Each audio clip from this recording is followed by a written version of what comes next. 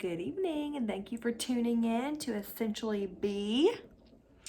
I am going to share with y'all tonight my nighttime routine with putting my daughter to bed.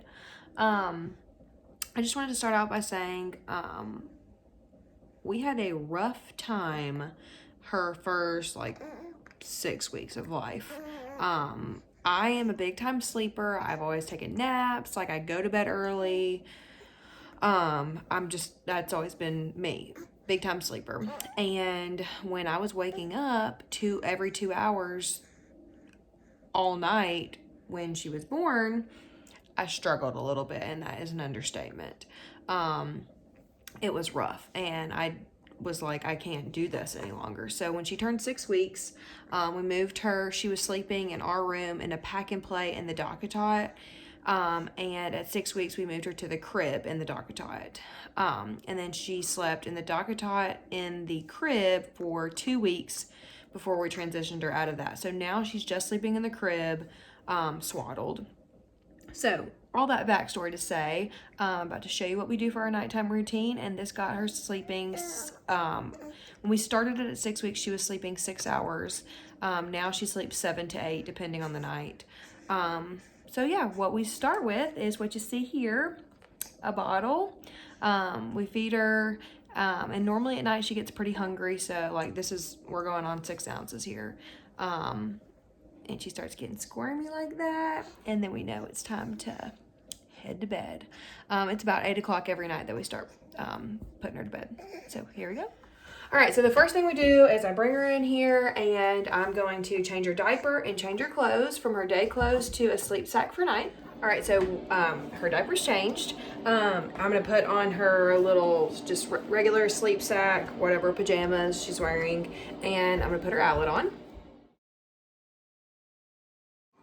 All right, the next step is the magical step. You cannot skip this step. It's the most important part.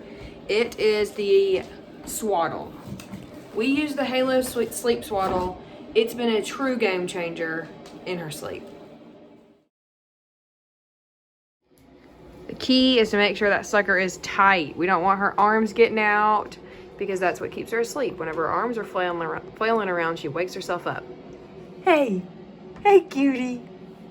Now while I'm doing all that, my husband does everything else. Everything else. He fills up the humidifier and the diffuser. All right, another necessity is the sound machine. This is the Roam or ROM portable sound machine. We actually have 2 because we use this one night, and then the next night we'll switch it out, charge this one, and put the other one in here.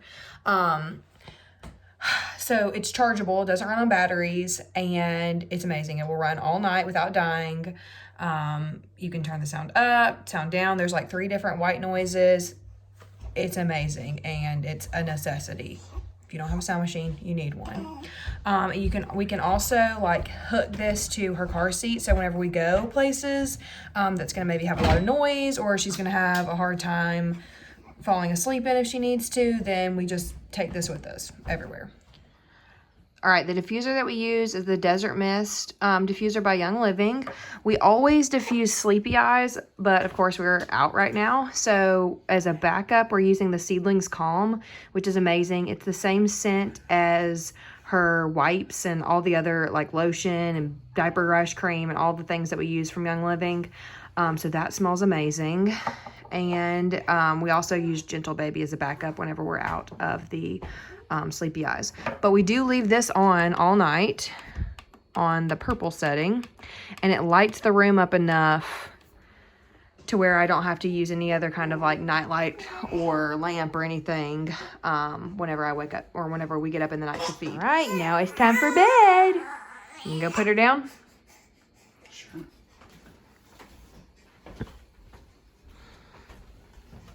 Love you.